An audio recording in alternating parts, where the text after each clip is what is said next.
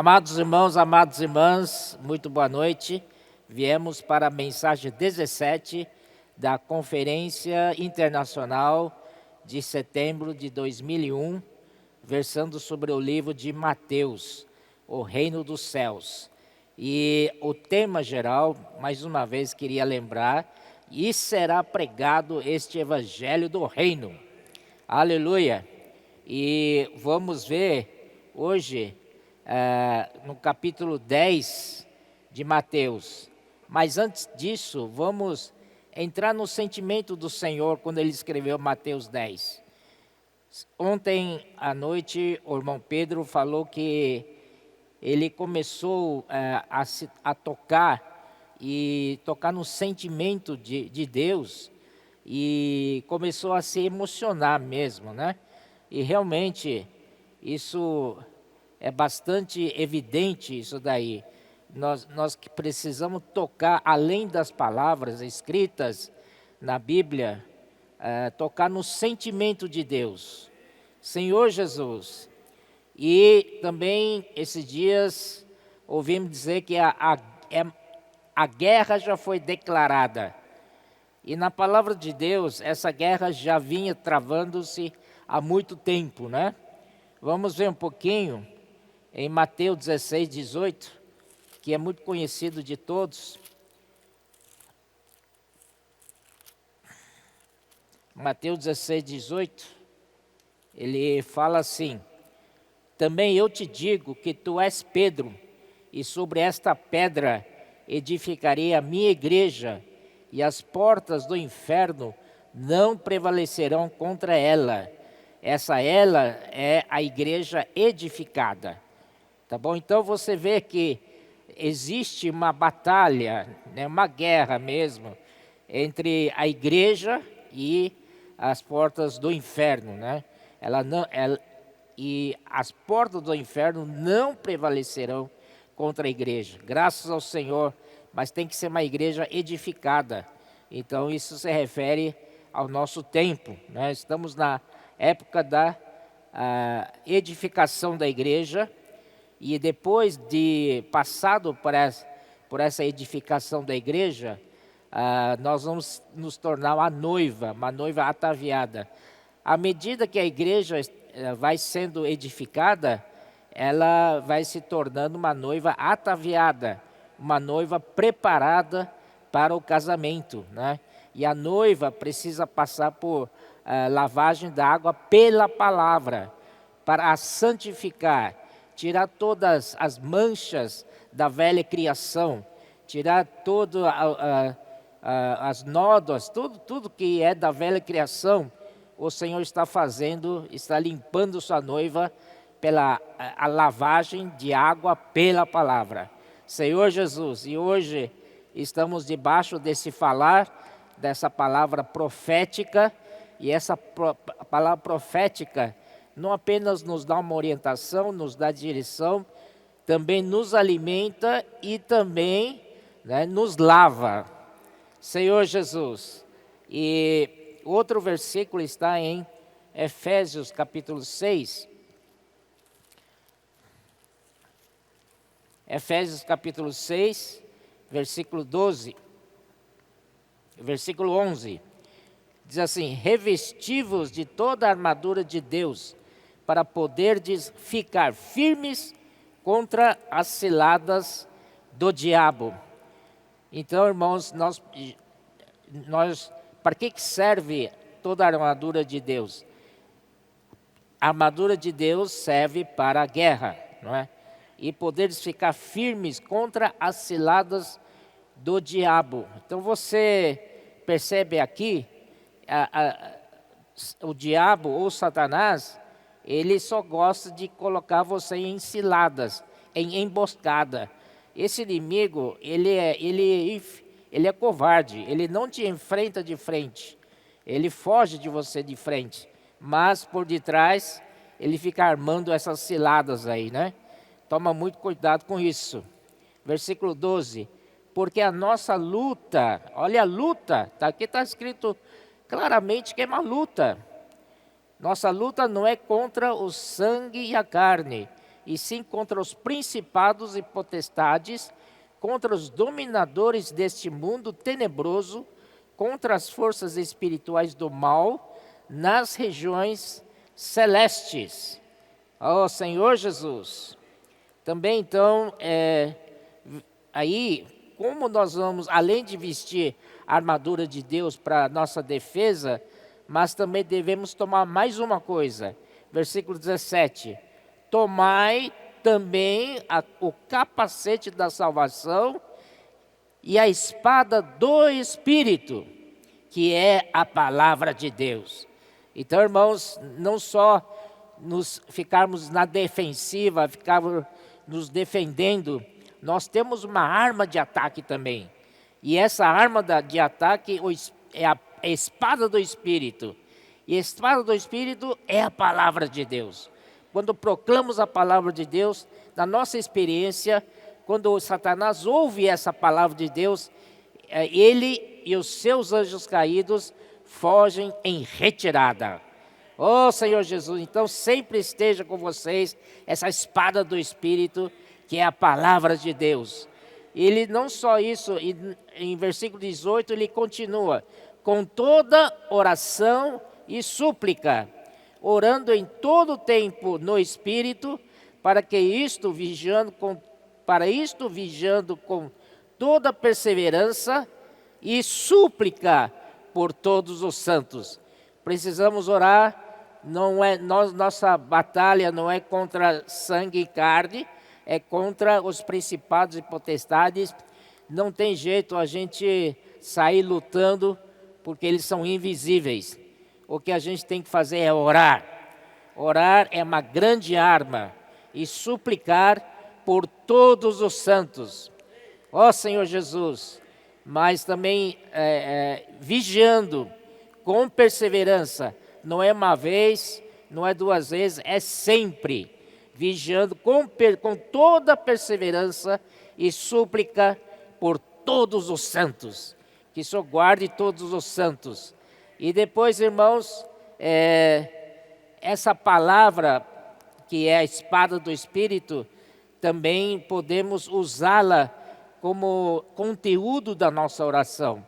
Por isso existe a prática de orar e ler. Ao mesmo tempo que estamos lendo a palavra, estamos orando com as próprias palavras da Bíblia. Isso nós temos experimentado que é muito efetivo. Nós desfrutamos demais quando tomamos a palavra em oração. Ó Senhor Jesus. Depois, 2 Coríntios 10. 2 Coríntios 10, primeiro versículo 4. Ele fala assim, versículo 3. Porque, embora andando na carne, não militamos segundo a carne. Ou seja, militar é uma guerra, não é? É uma luta espiritual. Então, embora andando na carne, realmente nós vivemos no plano terrenal. Mas nós não somos desse plano terrenal. Embora vivendo na carne, não militamos segundo a carne. Porque aqui é muito claro, porque se nós militamos segundo a carne, a derrota é certa. É certíssima, não tem como sair dessa. Por isso, se queremos militar num plano celestial. Se você militar contra ele, nesse plano da carne, ele te vence todas as vezes. É como jacaré, você quer brigar com o jacaré, não vai no pântano, porque no pântano é o território dele, e ele vence você. Mas precisamos estar onde? No Espírito. Somos das regiões do plano celestial.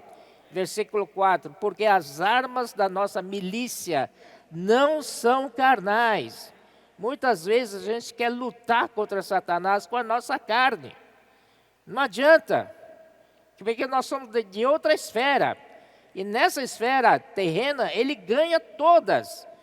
Ó Senhor Jesus, precisamos entender que nosso plano é celestial, nos céus. Ó Senhor Jesus, porque aqui disse, porque as armas da nossa milícia não são carnais, e sim poderosas em Deus. Essas armas se tornam poderosas na medida que você usa na região celestial, no plano celestial. Amém? Então essa arma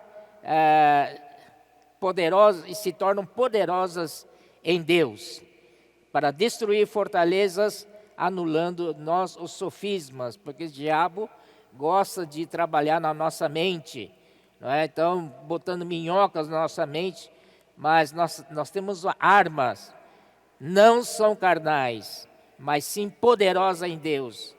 Aonde? Na região celestial. Então também, deixa eu ver, versículo 6 aqui. E estando prontos para punir toda desobediência, uma vez completa a vossa submissão. Esse versículo é muito bom, né?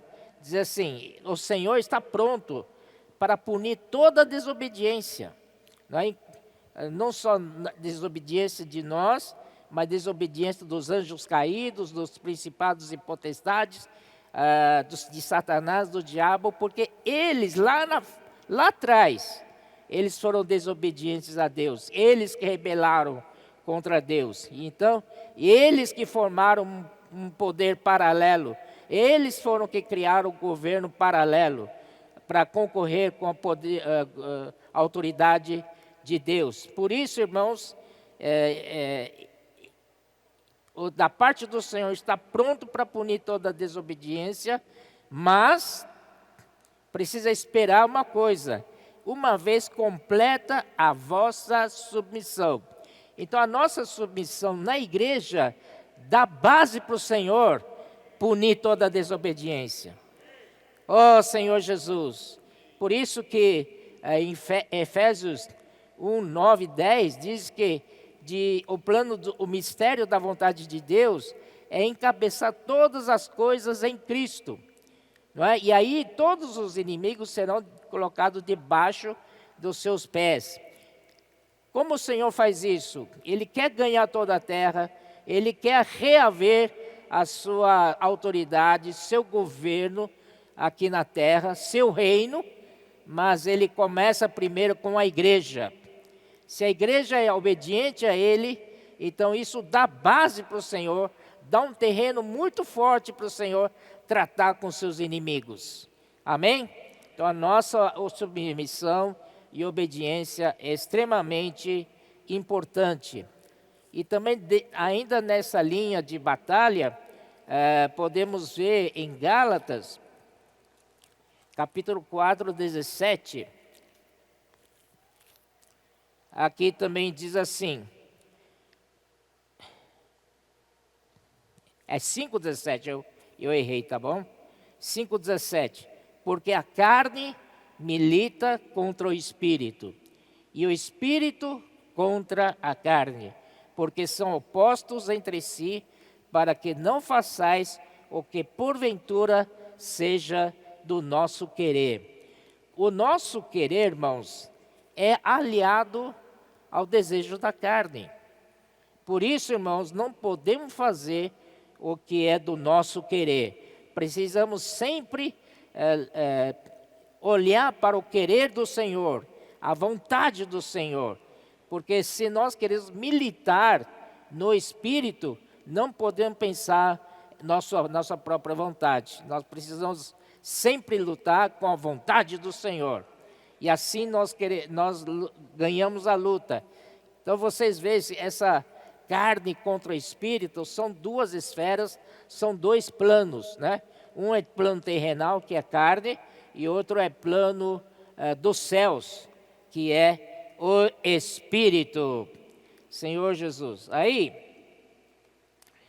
o que o Senhor quer? O Senhor quer, então, reaver a autoridade dele, né, o governo dele aqui na terra. Infelizmente, pela rebelião do arcanjo, né, do Lúcifer, essa terra toda ficou amaldiçoada, não é? Então ali o Senhor perdeu o seu domínio. Por isso que o Senhor, inclusive o homem criado por Ele, o homem foi criado segundo a sua imagem e a semelhança, de uma maneira muito especial, não é? E o homem recebeu o sopro de Deus e ali formou seu espírito humano. Então, a partir desse espírito humano, o Senhor quer reaver, né, toda a sua autoridade, todo o seu poder, todo o seu domínio, através desse homem criado. Infelizmente, sabemos a história, né, esse homem, então, falhou, né, desobedeceu a palavra de Deus e comeu do fruto da árvore do conhecimento do bem e do mal. Mas, irmãos, isso mostra qual é o sentimento de Deus. Deus vê para o homem criado por Ele de uma maneira tão especial. Todo homem tem um espírito do homem dentro dele.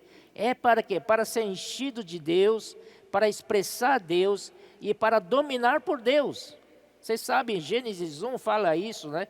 A partir do versículo 26, 27 e 28, o Senhor os abençoou, né? E disse que sejam fecundos e multiplicai-vos, enchei toda a terra. Então Deus quer que a pessoa humana que tem a imagem, que foi criada em imagem e semelhança de Deus, possa encher toda a terra. Porque toda a terra, naquela época, foi enchido por Satanás e os seus. Então, irmãos, agora o Senhor quer reaver, mas o primeiro homem caiu. Então, o que fazer então? Então, o Senhor teve que, né, recriar novamente. Eu gostei muito que o irmão Pedro falou, a recriação é para criar uma nova criação. Aleluia! A recriação é para criar uma nova criação. E tudo você vê ali que a semente é Deus. Você planta o que é corruptível e colhe incorruptível. Aleluia! Mas então, vamos ver um pouquinho o sentimento do Senhor. Se você quiser chorar, chora junto com o Senhor aqui, viu? Mateus 9. Mateus 9, 35 e 36. Aqui disse, e percorria Jesus todas as cidades e povoados. Nosso Senhor Jesus não ficava parado. Ele percorria todas as cidades e todos os povoados. Ele é um exemplo para nós. Ensinando nas sinagogas para os judeus. E pregando o evangelho do reino para todos. E ainda mais, curando toda sorte de doenças e enfermidades. E aí 36 disse, vendo ele as multidões, compadeceu-se delas, porque estavam aflitas e exaustas, como ovelhas que não têm pastor. Então o Senhor Jesus olhou para as multidões, né, e se moveu interiormente por estas multidões. E se compadeceu dela, nós sabemos que a palavra em grego é splanknon. Então o Senhor teve aquele sentimento do seu interior, entranhável sentimento por aquela multidão, porque como estava essa multidão, estavam aflitas e exaustas, como ovelhas que não têm pastor. Então ele fica, o Senhor estava parece que estava imaginando um pouquinho, estava se lamentando o que esse governo rebelde fez com as pessoas humanas. O Senhor estava desesperado nesse momento. Puxa, essa criação que foi feita por Deus, pessoas humanas, que foi especialmente criado com imagem e semelhança de Deus, agora estão numa situação dessa. Estavam aflitas e exaustas, como ovelhas que não têm pastor. E quem é o pastor? O único pastor é o Senhor Jesus. Satanás, ele não sabe apacentar. Satanás só sabe matar, destruir e roubar, matar e destruir, né? Ele só faz isso. Ele não sabe apacentar, não sabe cuidar. O negócio dele é roubar, matar e destruir. Por isso o Senhor Jesus ficou muito comovido no seu interior e compadeceu-se dessas pessoas criadas por Deus, pessoas que têm imagem e semelhança de Deus, estavam aflitas e exaustas, como ovelhas que não têm pastor. O Senhor se moveu no seu interior, talvez ele até chorasse nesse momento, né? Senhor Jesus. Então, já aproveitando em Mateus capítulo 5, né, aqui versículo 3, diz assim: bem-aventurados os pobres em espírito, porque deles é o reino dos céus. Versículo 4, bem-aventurados os que choram, porque serão consolados. Irmãos, precisamos chorar com o mesmo sentimento que o Senhor chorou. Amém? Às vezes choramos, primeiro por a nossa condição deplorável. Isso nos leva a chorar quando recebemos a luz. Mas não chorar por nossa situação, chorar também pelos que estão ao nosso redor. A situação estão como ovelhas que estavam aflitas e exaustas. Ó Senhor Jesus, mas quando você chora nesse sentido, você é bem-aventurado, porque seu é o reino dos céus. Ah, Senhor Jesus. Aí então, irmãos, a guerra está declarada.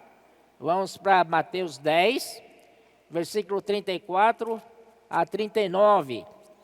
Diz assim: não penseis que vim trazer paz à terra.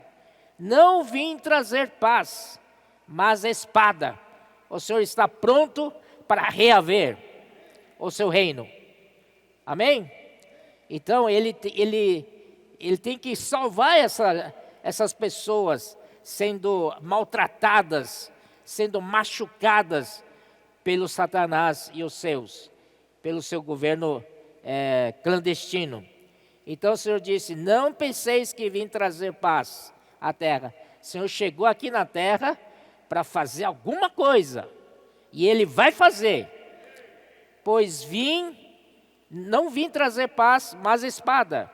Pois vim causar divisão entre o homem e seu pai, entre a filha e sua mãe, e entre a nora e sua sogra. Assim os inimigos do homem serão os da sua própria casa. Quem ama seu pai ou a sua mãe mais do que a mim não é digno de mim. Quem ama seu filho ou a sua filha mais do que a mim não é digno de mim.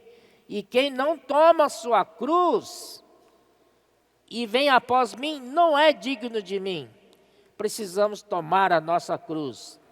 Quem acha a sua vida, perdê-la-á.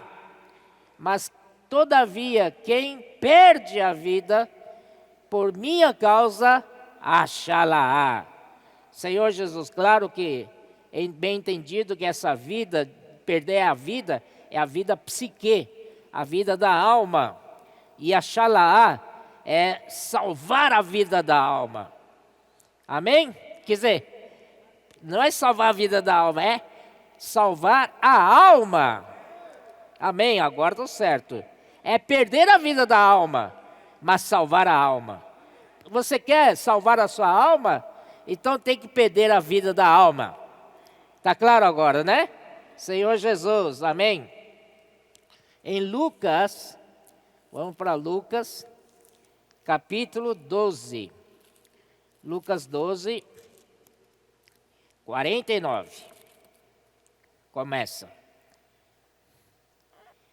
Diz Senhor outra vez: eu vim para lançar fogo sobre a terra, e bem quisera que já estivesse a arder, o Senhor veio para jogar fogo aqui na terra. Amém? Porque é guerra. Tenho, porém, um batismo com o qual hei de ser batizado, e quanto me angustio até que o mesmo se realize. Supondo que vim para trazer paz à terra? Não. Eu vou-lo afirmo, antes divisão, porque daqui em diante estarão 5 divididos numa casa, 3 contra 2 e 2 contra 3. Estarão divididos pai contra filho, filho contra pai, mãe contra filha, filha contra mãe, sogra contra nora e nora contra sogra. Ó Senhor Jesus. Mas ele disse assim,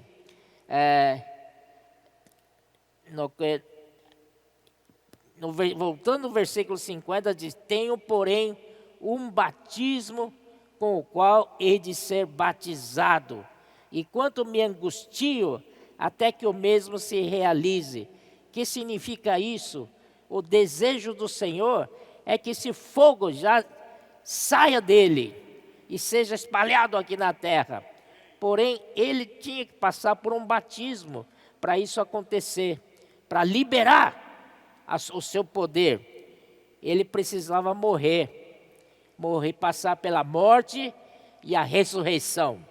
Então, quando ele foi ressurreto, aí pronto, está liberado o fogo. E esse fogo nós a herdamos. Então, esse fogo está nas nossas mãos, para levar esse fogo, né, para lançar fogo sobre a terra. É a nossa missão agora. Porque o Senhor estava segurando o que estava dentro dele. Lembra lá no Monte da Transfiguração? No versículo 17, capítulo 17 de Mateus. O Senhor se transfigurou na frente dos discípulos. Eram 3 deles, né? Pedro, Tiago e João. E o Senhor Jesus, de repente, irmãos, como se abrisse um pouquinho o que estava no seu interior, e aquela glória toda dentro dele, saiu para fora. E era isso que isso quer dizer. Ele estava segurando aquilo lá, não aguentava mais, aquele corpo dele não podia aguentar, porque quer sair. E naquele monte, o Senhor deu um pouco de demonstração como seria o reino dos céus. Amém? Cheio de glória, cheio de poder. Então essa é a guerra que o Senhor veio trazer. Aí, vamos voltar para Mateus capítulo 10. Ele podia fazer isso sozinho? Pergunto. Ele podia fazer sozinho isso? Ele precisa de homens. Ó Senhor Jesus, Ele precisa de nós. Olha só, irmãos, a escolha dos 12 apóstolos, os seus nomes, no capítulo 10, a partir do versículo 1, ele começa a chamar esses discípulos dele, né? Tendo chamado os seus 12 discípulos, deu-lhe Jesus autoridade sobre espíritos imundos para os expelir e para curar toda sorte de doenças e enfermidades. Então o Senhor, quando chama os discípulos, o Senhor confere autoridade para eles. Versículo 2, ora, o nome dos 12 apóstolos são estes.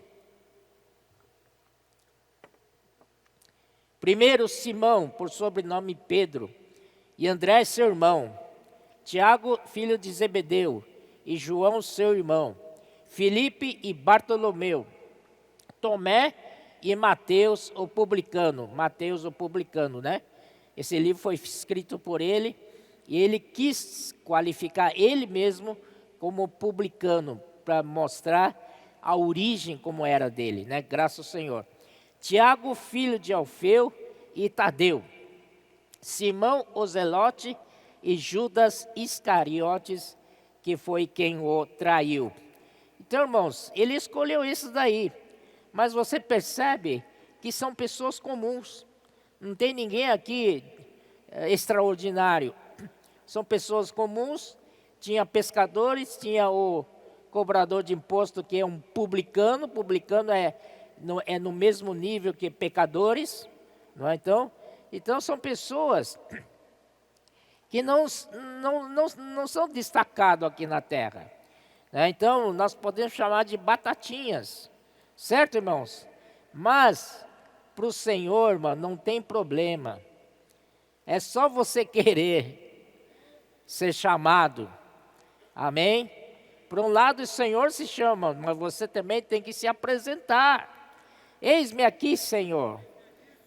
Envia-me a mim. Então, você também precisa querer. Então, esse é um princípio muito bom, que aqui o Senhor também não chamou ninguém de nobre nascimento. Vamos em 1 Coríntios.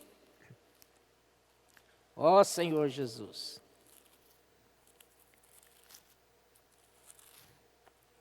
1 Coríntios 1, 26 a 29.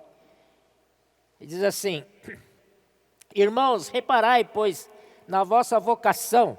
Vocação é chamamento, tá? Reparai, pois, no vosso chamamento. Isto que não foram chamados muitos sábios, segundo a carne, nem muitos poderosos, nem muitos de nobre nascimento. Pelo contrário, Deus escolheu as coisas loucas do mundo para envergonhar os sábios, e escolheu as coisas fracas do mundo para envergonhar as fortes.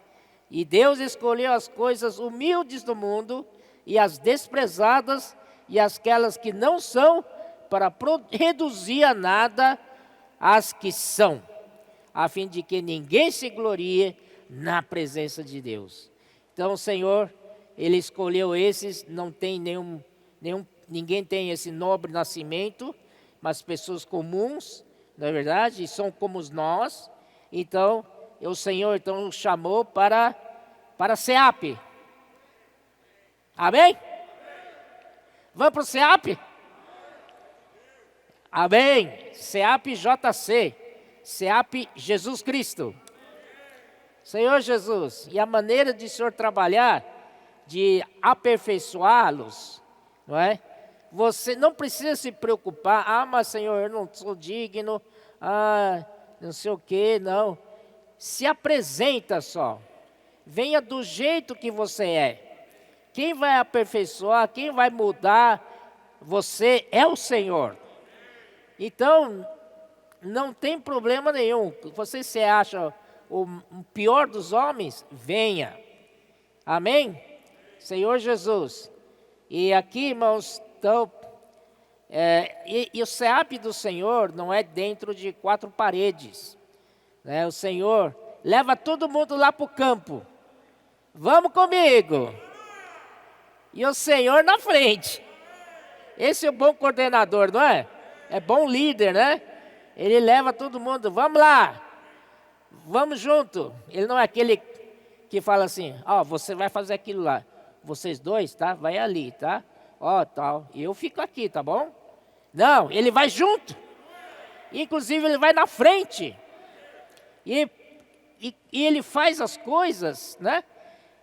E os discípulos ficam olhando como ele faz. Na verdade, quando ele encontra com uma pessoa, como ele lida com a situação dessa pessoa.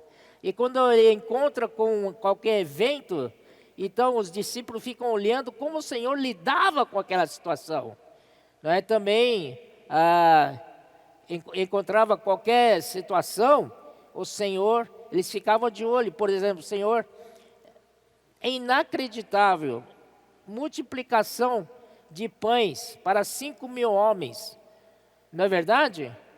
E o Senhor disse, os discípulos chegaram para o Senhor e disseram, Senhor, já é tarde, despede essa multidão, para que eles no caminho procurem o que comer, né?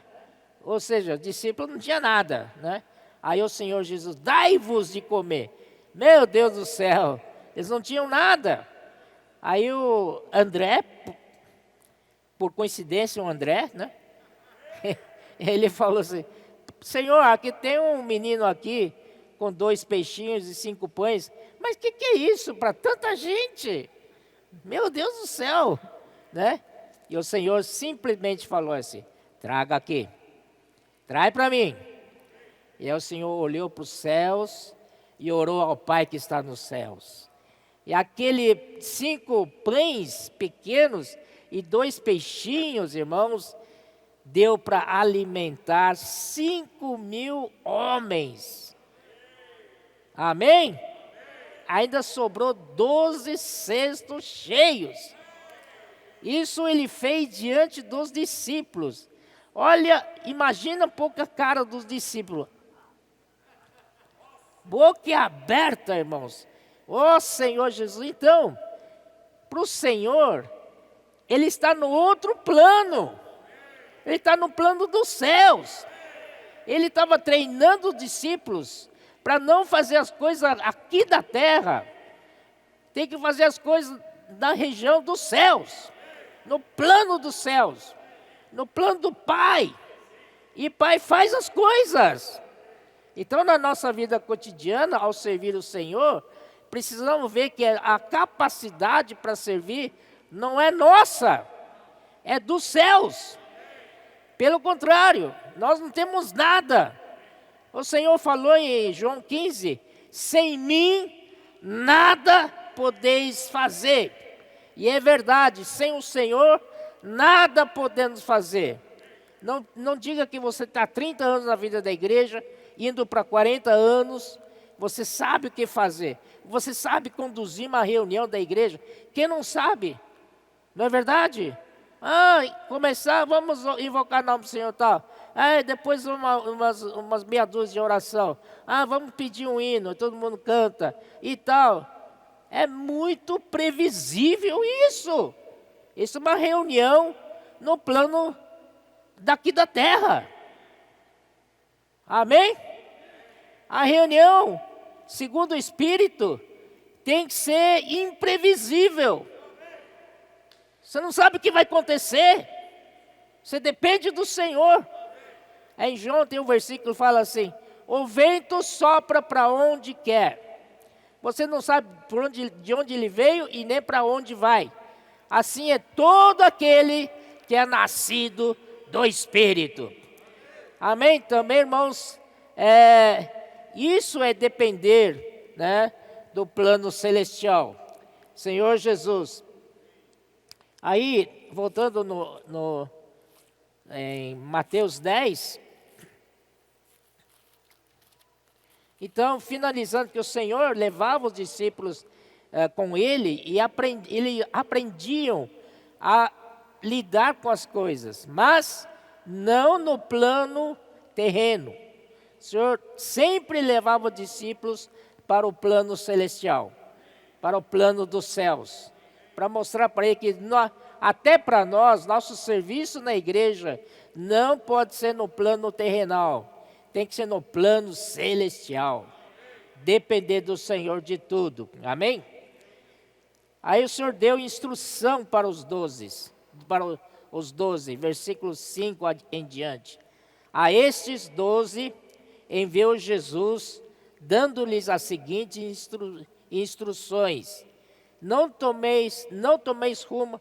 Essa aqui, claro, que o Senhor está falando para os discípulos, porque eram judeus, e a salvação, quem precisava era a casa de Israel. Então, primeiro é para eles. Então, o Senhor está falando com relação à salvação dos judeus, né? Aqui são os primeiros versículos.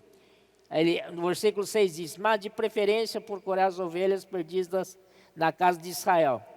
Mas graças ao Senhor, que no capítulo 10 de Atos, né, na casa de Cornélio, casa de um gentio, a porta do evangelho foi aberta para os gentios.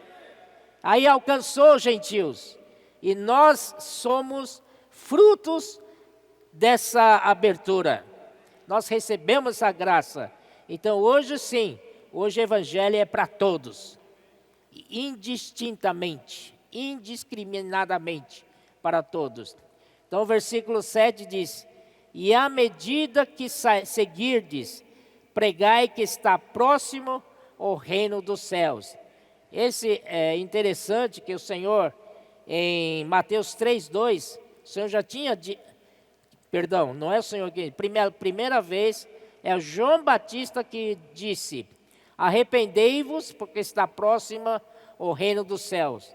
E o próprio Senhor Jesus, no capítulo 4, versículo 17, disse a mesma coisa: arrependei-vos, porque está próximo o reino dos céus.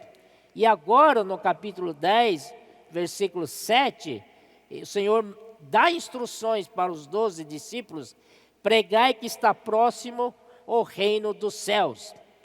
E arrepender, né, não é uma mudança de 180 graus. Eu estou aqui de frente para vocês, de repente viro 180 graus e eu fico de costas para vocês e olho o que está lá.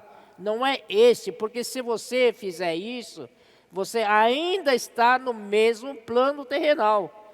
Não há novidade nenhuma. Então, esse arrepender-se é mudar de plano terrenal para o plano celestial. Senhor Jesus. Então aqui,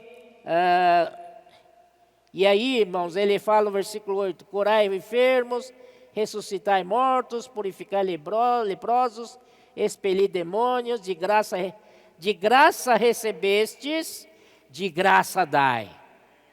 Esse é um ponto muito importante. De graça recebestes, de graça dai. Nós pregamos o evangelho gratuitamente. Amém? Então aqui disse aqui: não vos provereis de ouro, nem de prata, nem de cobre nos vossos cintos, nem de alforje para o caminho, nem de 2 túnicas, nem de sandálias, nem de bordão. Isso quer dizer, irmãos, que vocês não devem usar recursos daqui da terra. Vocês têm que depender dos recursos dos céus. Amém? Né? Quando a gente vem de São Paulo para cá para passar os 9 dias na estância, né? A gente traz um monte de mudanças, e malas, e malas, e malas. Não é verdade? Para os 9 dias, né? Não é verdade? E o Senhor manda os discípulos pregar o quê? Não prover de ouro, nem de prata, nem de cobre para os vossos cintos. Quer dizer, vocês não podem depender dos recursos aqui da terra. Uma vez, faz muito tempo já, né? Quando levantou o SEAP lá em Foz do Iguaçu, tinha aquela prática chamada Deus te abençoe. Quantos daqui lembram disso? Deus que te abençoe, né? Você vai praticar comportagem, Deus que te abençoe. Irmão, eu preciso levar minha carteira, porque se precisar de uma coisa, tem dinheiro. Deixa tudo aqui. Deixa a carteira, talão de cheque, cartão de crédito. Deixa tudo aqui, você não vai levar.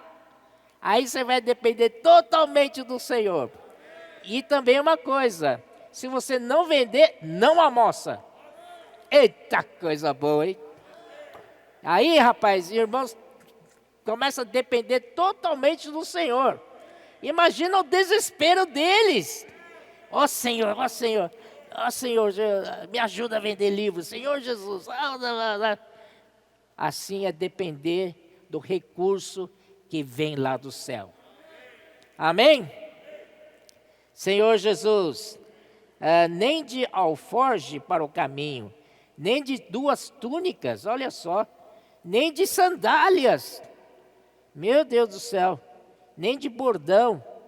O Senhor vai prover tudo. Senhor prover tudo. Amém?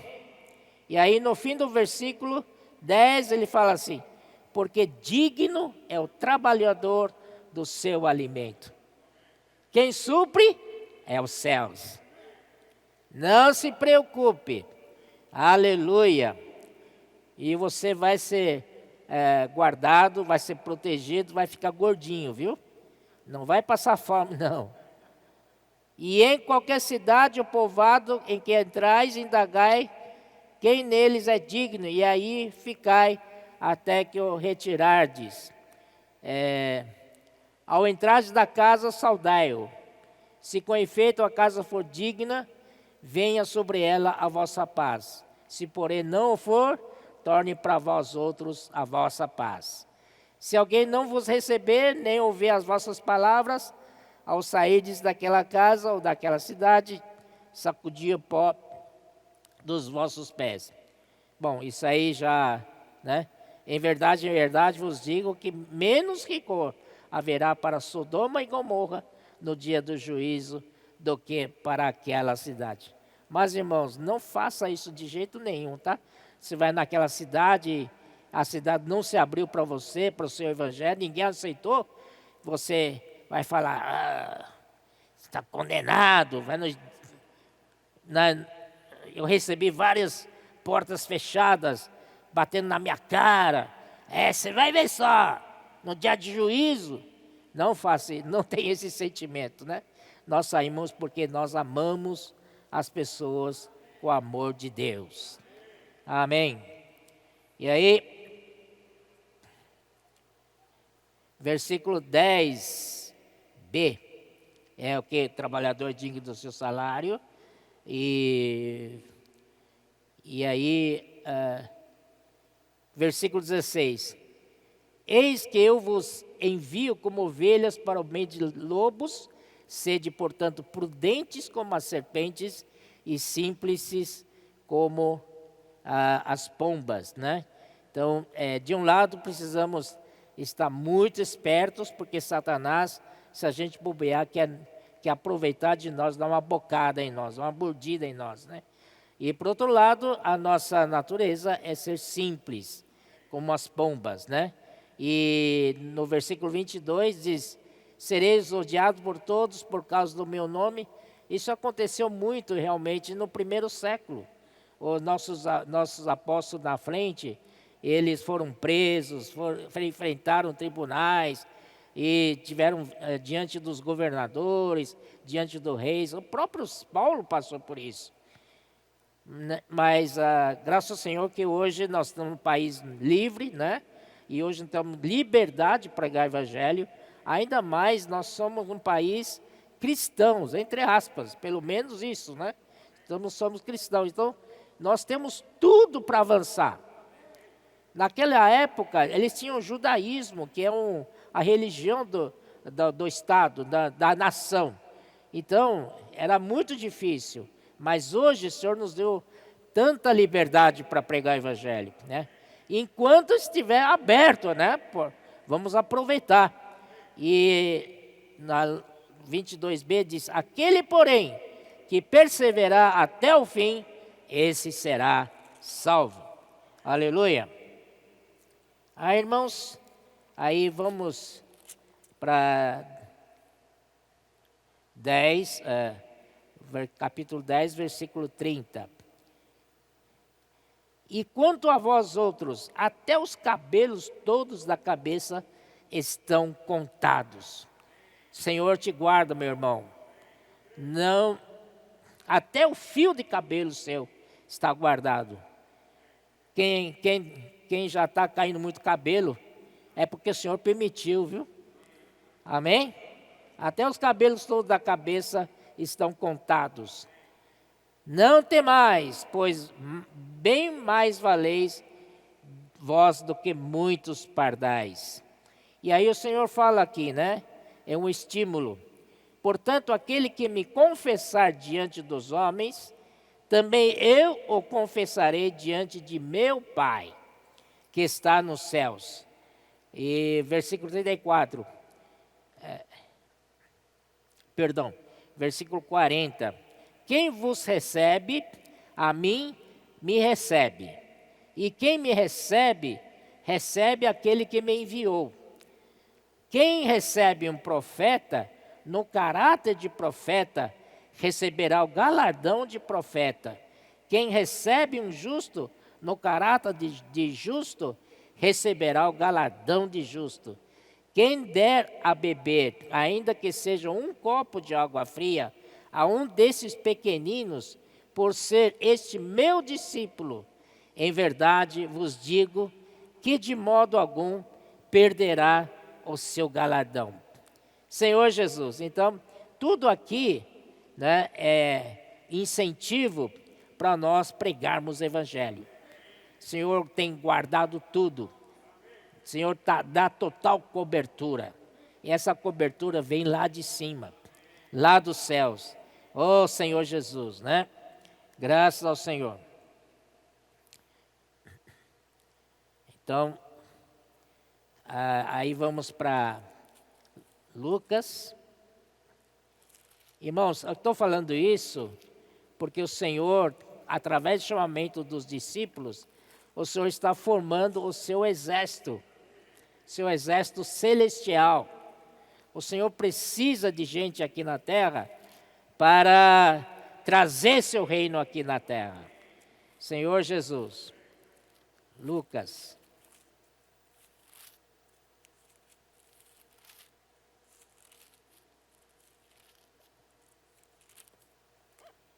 Oh, Senhor Jesus.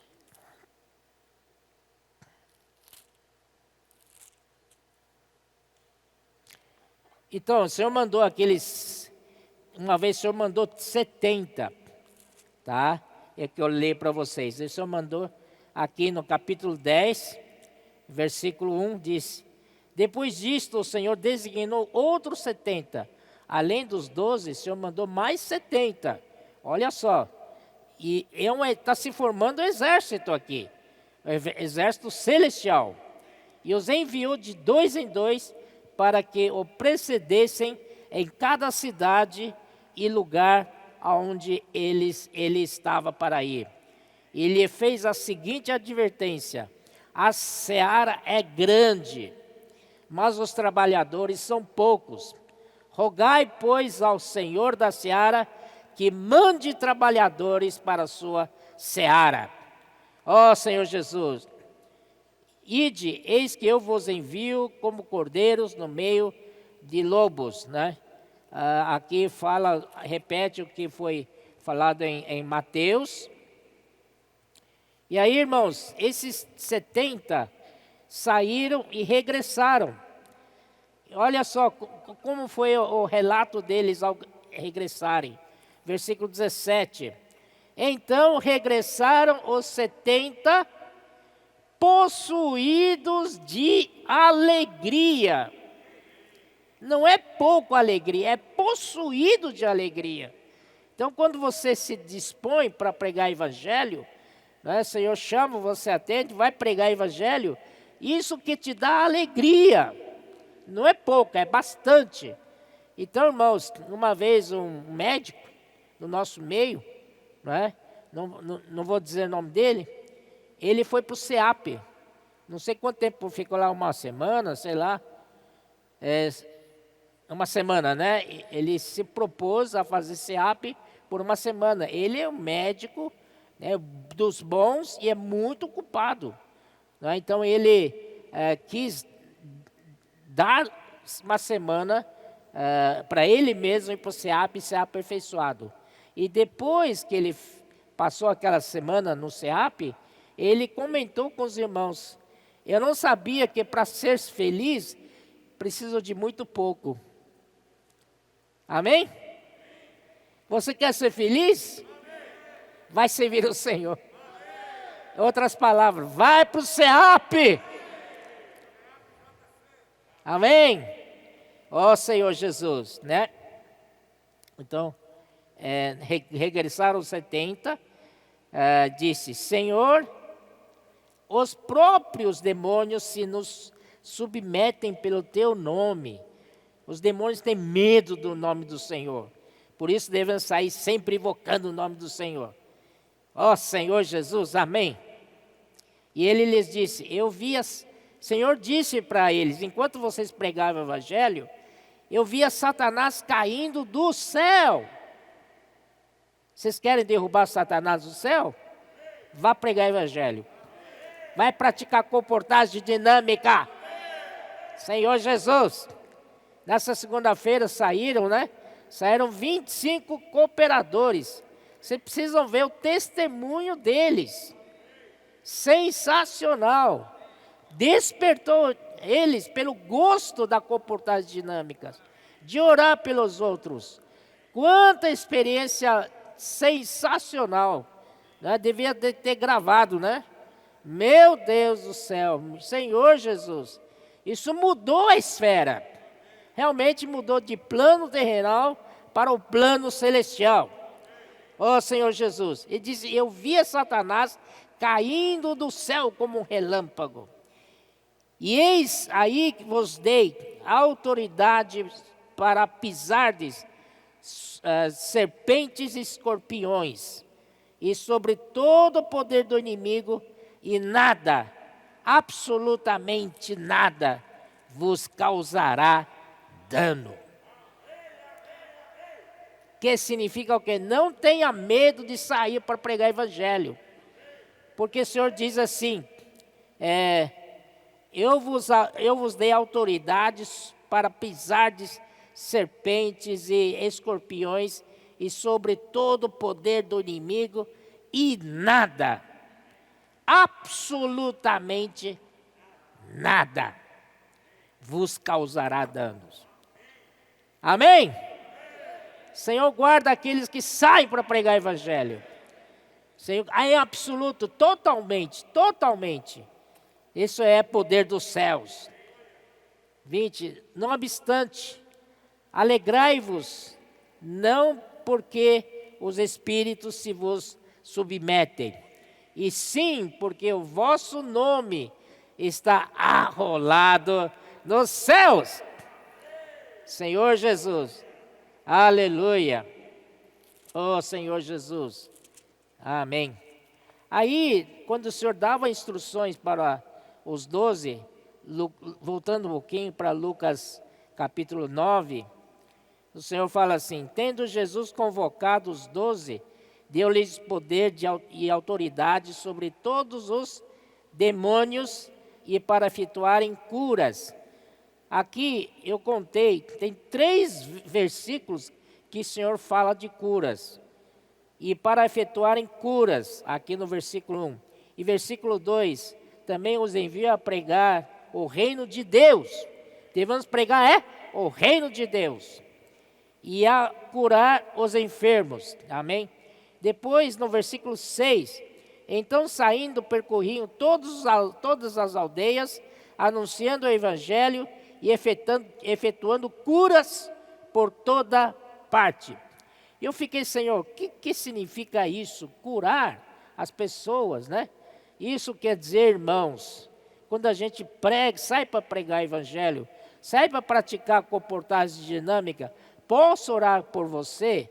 Sabe o que acontece? Quando a pessoa recebe a nossa oração, a vida dela que estava em desordem, totalmente desorganizada, totalmente um caos, não é verdade? Totalmente desconectado com Deus, por isso que existe enfermidades, não é? A enfermidade vem por causa dessa desconexão a Deus. Uma vez que você conecta essa pessoa a Deus, é curada das enfermidades. A enfermidade é consequência de você se desconectar com Deus. Então são muitos problemas. Então aqui a cura é trazer novamente em ordem a vida das pessoas. Ah, Senhor Jesus. Vamos prosseguir, né? Capítulo 10, versículo 10, 40. Estou seguindo mais ou menos o meu esboço aqui, tá, meus irmãos?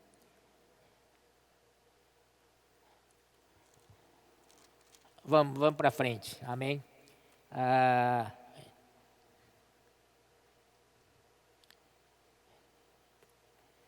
Tá, agora vamos ver isso aí, já vamos terminar, tá bom?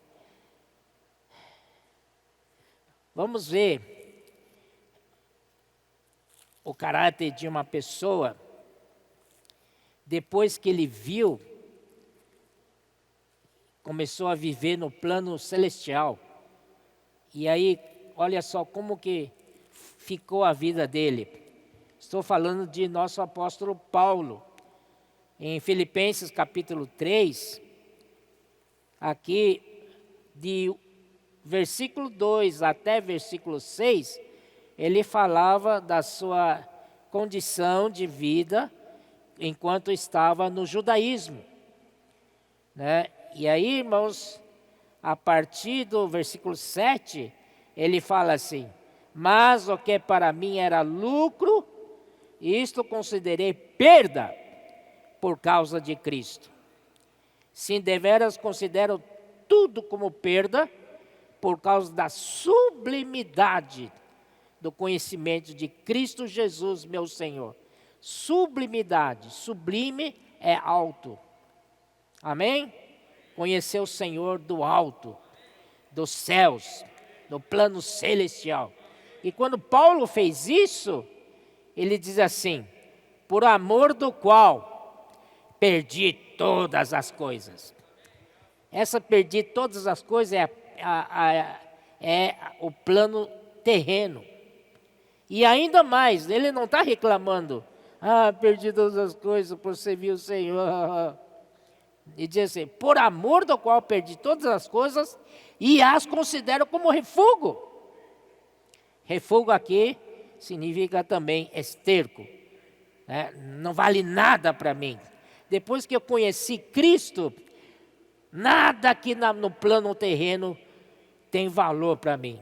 Não tem mais sentido, não tem mais significado para mim. Não tenho mais sentido de vida, a não ser esse plano celestial, para ganhar a Cristo.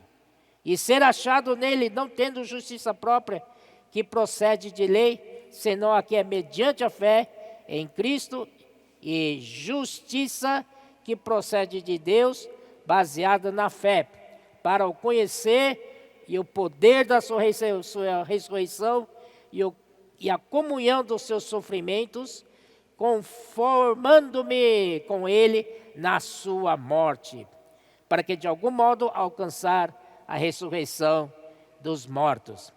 Finalmente, vamos falar daqueles que seguem a Cristo. Mateus 16, 24 é o que originou o tema desta conferência. Todos sabemos nós, mas é extremamente importante. Então disse Jesus a seus discípulos: se alguém quer vir após mim, a si mesmo se negue, tome a sua cruz e siga-me. Porquanto quem quiser salvar a sua vida, perdê-la-á. Quem perder a vida por minha causa, achá-la-á. Pois que aproveita o homem se ganhar o mundo inteiro e perder a sua alma? Ou que dará o homem em troca da sua alma? Porque o Filho do Homem há de vir na glória de seu Pai, com seus anjos, e então retribuirá a cada um conforme as suas obras.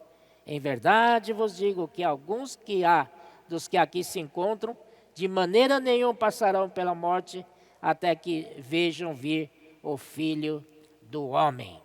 Amém? Aqui então, queremos seguir o Senhor. Se alguém quer vir após mim, eu quero dizer: Senhor, eu quero vir após ti. A si mesmo se negue, tome sua cruz e siga-me. Também lá no fim, no Apocalipse, capítulo 14, diz assim, versículo 4. São estes os que não se macularam com mulheres, porque são castos, são eles os seguidores do Cordeiro. Lá no 16, 24, o Senhor disse: se alguém, não é? Está abrindo para alguém que quiser segui-lo. Aqui no capítulo 14, versículo 4 de Apocalipse, já formou um grupo de seguidores que se tornam exército do Senhor. São eles os seguidores do Cordeiro por onde quer que vá. são os que foram redimidos dentre os homens, primícias para Deus e para o Cordeiro. Aleluia, esse é o exército celestial. Depois, Apocalipse 19, aí a partir do versículo 11 diz: vi o céu aberto, e eis um cavalo branco, o seu cavaleiro se chama Fiel e Verdadeiro, e julga e peleja com justiça. Os seus olhos são chama de fogo, na sua cabeça há muitos diademas. Tem um nome escrito que ninguém conhece, senão Ele mesmo. Senhor Jesus, amém? E está vestido com manto tinto de vermelho, e o seu nome se chama Verbo de Deus. Versículo 14, e seguiam-no os exércitos que há no céu. Esse é o exército que eu estou falando, que há no céu, montando cavalos brancos, com vestiduras de linho finíssimo, branco e puro. Sai da sua boca uma espada afiada, para com ela ferir as nações, e ele mesmo as regerá com cetro de ferro, e pessoalmente pisa o lagar do vinho, do furor, da ira do Deus Todo-Poderoso. Irmãos, esse é o exército, essa é a formação do exército celestial. Começa lá do time do chamamento de 12 apóstolos, depois aumentou para 70, e depois aumentando mais, não é verdade? E agora nos céus existe o exército do céu, montados em cavalos brancos, e seguindo o cavaleiro, não, seguindo aquele que está montado num cavalo branco, amém?